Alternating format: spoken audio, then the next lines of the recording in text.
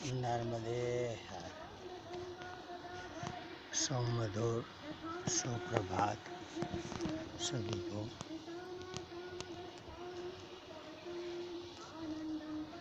हर हर नर्मदे। शांत रमणीय सुमधुर सुप्रभात के साथ पूर्ण धर्म की ध्वजा लहराने के लिए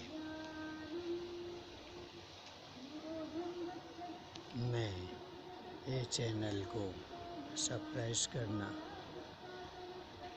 और शेयरिंग ज़्यादा से ज़्यादा करके कमेंट डिपेक्ट करने की आप लोगों से अर्ज कर रहा हूँ। साथ में ये कहता हूँ कि संविधान की 350वीं कलम, जिसमें कहा गया था कि अर्जदार को इसकी समझ मुताबिक न्याय मिलना चाहिए, अभी तक कोई जाहिर अपील भी उसके ऊपर नहीं की गई है और उसके लिए जज से लेके एडवोकेट की लॉबी और प्रधानों संसद पार्लियामेंट कभी भी उसके लिए तैयार नहीं है।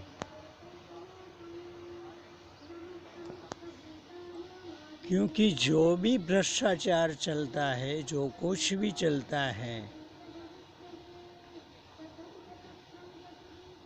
वो उसको लागू न हो देने से ही होता है।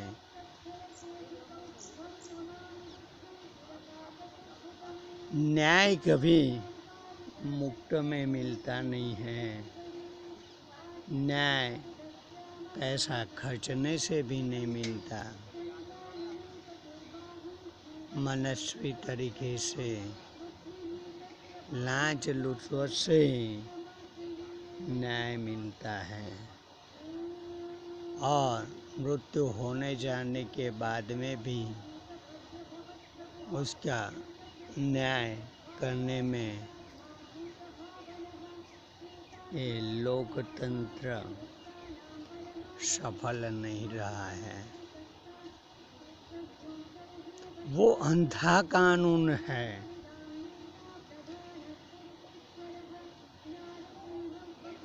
राजाओं ने लाखों वर्ष राज किया।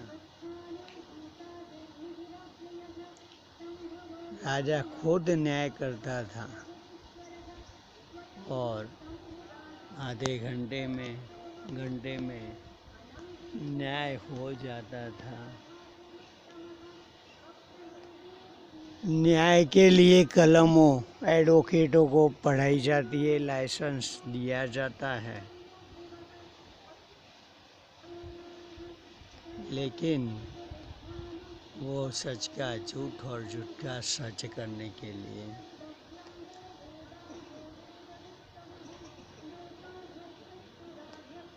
जो कोई भी कोर्ट का दरवाज़ा खटखटाए न्याय के लिए, उसकी ज़िंदगी बह जाती है, लेकिन न्याय नहीं मिलता है। उसका सर्वस्व न्याय लेने में लूट जाने के बावजूद में भी न्याय नहीं मिलता है। यही है लोकतंत्र और यही लोकतंत्र ने मेरे से हिंदुओं का जो अधिकार था वो भी छीन लिया है। हमारे में पहले बालकों को बाल विवाह होता था। देवी भागवत में भी कहा गया है कि 11 साल की यानी रजस्व वाला बेटी हुए उससे पहले बेटी कुंवारिका को अपने घर से ससुराल में विदाई कर देनी चाहिए। अभी तो ये सरकार 21 साल की उम्र तय कर रही है। वो कुंवारिका कभी भी बलात्कार का भोग बनती है और जो युवा पीढ़ी है उसी का अधिकार जो सेक्स के प्रति होना चाहिए वो भी छीन रही है और मानसिक शारीरिक त्रास आज का जो 12 साल के बाद का युवा है वो सेक्स उत्थान के मामले में भोग रहा है। उसी फिर सरकार ही कहती है मानसिक विकृता। सही में जो मानसिक विकृता इस कायदे कानून से ही है और हमारे में कभी भी ये बलात्कार का हिंदू शास्त्र में केस नहीं बना था, वो बन रहा है। उसी का नतीजा यही लोकतंत्र का संविधान ही है और हमारे यहाँ उल्टा ये कहा गया था कि पुरुषों में जितनी भी ताकत है उतनी पत्नियाँ रख सकते हैं, बच्चों पैदा कर सकते हैं, लेकिन वो संविधान के जरिए हिंदुओं से ये हक उसका गवर्नमेंट ने सरकार ने छीन के रखा है और मुस्लिमों को उसके लिए 4 पत्नियों करने की आज़ादी या धर्म के नाम पे दी है। क्या ये मुस्लिम राष्ट्र है? हिंदू होने के बावजूद में हमारे हिंदू सांसद, हमारे हिंदू लोक प्रतिनिधित्व करने वाले नेता यही चुपकी से क्यों हमारे पे डाल रहा है। वो अपनी बैंक इलेक्शन में वोट की राजनीति को आगे बढ़ाते अपनी जेब भरने के लिए सब कायदे कानून हैं हिंदू धर्म के लिए और सनातन धर्म के लिए कुछ भी कायदे कानून नहीं है, न्याय उचित नहीं है और सब पैसे का भ्रष्टाचार के जरिए व्यापार के अलावा उसके पास कुछ नहीं है और इसलिए हमें कहना पड़ता है और हम भी देख रहे हैं कि जो हमारी जो रक्षा हो रही है वो सेना के जरिए है, फौज के जरिए है। हम पूर्ण रूप ये बात दोहराते हैं कि नेता खाए माल, फौजी खाए गोलियां। अब नेताओं की तानाशाही नहीं चलेगी, हमें फौजी राज चाहिए और फौजी राज लगाने के लिए आप लोकतंत्र को खारिज करना ही पड़ेगा। लोकतंत्र खारिज होगा तभी हिंदू राष्ट्र बन सकेगा, तभी सच्चा न्याय मिल सकेगा। बाकी हमारा जो सूत्र है सत्यमेव जयते, वो कभी भी सत्य को पल्लू में न्याय देने में लोकतंत्र उचित नहीं है और लोकतंत्र खारिज कीजिए। जो महंगाई बढ़ रही है वो भी नेताओं की वजह से है। नेताओं ने जो पैसे हमारे से, हमारी जेब से छीनते हैं और आप ही सोचो झोंपड़े में रहने वाला एक सरपंच बनता है तो उसका बंगला 5 साल में पक्का हो जाता है। और आप खेडूत किसान आम जनता की पैर की जूती घिस जाती है। यही तो हमारे कम नसीबी है कि हमने जो कुछ भी पाया है वो गलत लोगों के हाथ में हमारी सत्ता का सुकान है। और कभी भी बूढ़े बुजुर्ग लोग लड़ाई लड़ने में सक्षम नहीं है, उसी को बचाना पड़ता है, उसी को लड़ने की ताकत नहीं है। हमारा एक ही राजाशाही में सूत्र था कि राजा आगे होता है रणभूमि में और उसके पीछे सेना होती है।